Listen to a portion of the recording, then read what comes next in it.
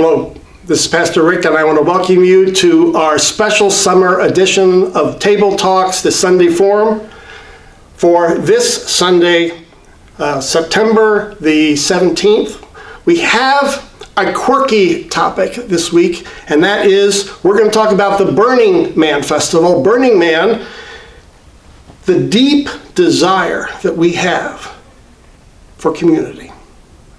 Now, the Burning Man Festival took place out in Nevada. It took place between August 27th and September the 4th. It's done that for the last 35 years, but we paid attention this year. All the papers described it because they had this torrential rain, and then thousands of people were stranded out in the Nevada desert without a way to leave.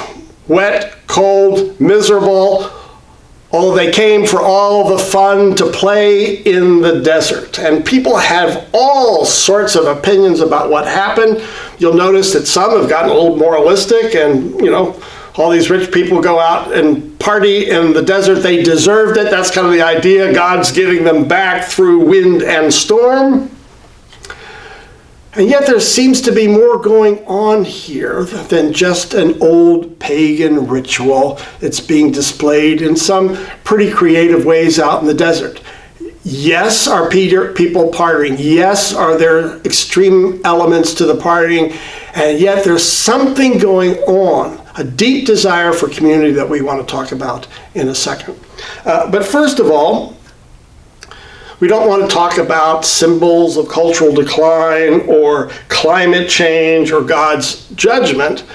I think I want to talk about community, and that we've always had this desire to create community. And sometimes when it happens spontaneously, whether it's out in the desert, or some of us remember Woodstock, okay? Woodstock, 1969, when all these groups came together, and you had 400,000 young people, NASDAQ's Farm, all the great bands were there, Jimi Hendrix, Grateful Dead, Janis Joplin, Crosby, Stills, Nash and Young, Family Stone.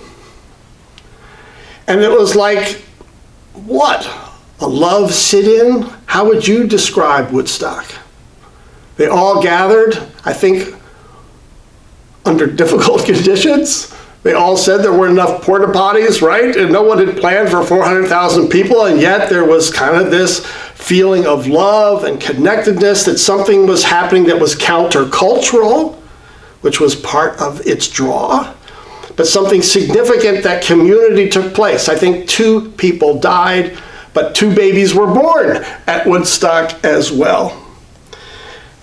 And because it created this spontaneous community in sort of a romantic way, although the excesses of Woodstock are well known, it became the symbol of an era. And it's been replicated before in the 19th century. The church had this special camp up in Chautauqua, New York, and people started to gather, and now that little gathering of tents became homes, now really big homes and cultural events.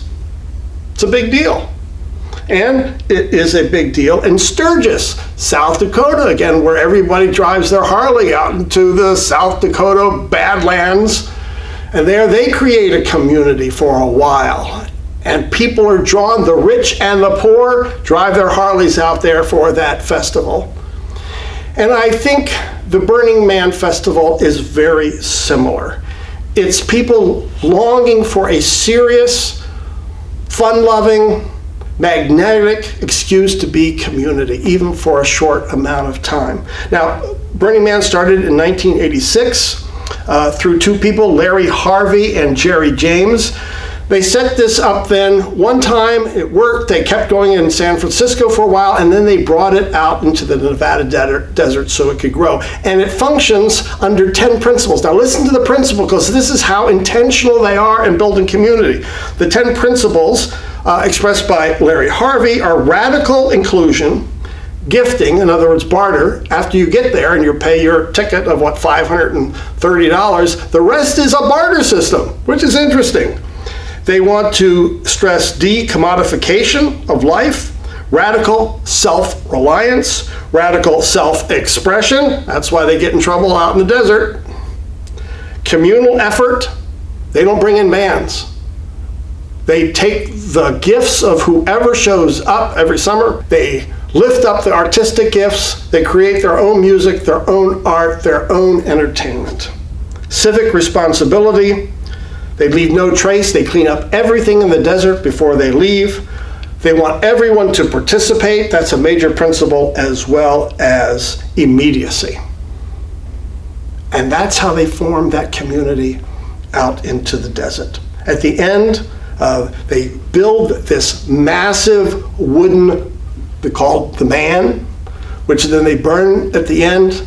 Beginning in San Francisco, that was only 8 feet high when it was on Baker Street, but now it's gone from 15 feet to now 30 feet. It's quite the bonfire at the end. Bring your marshmallows.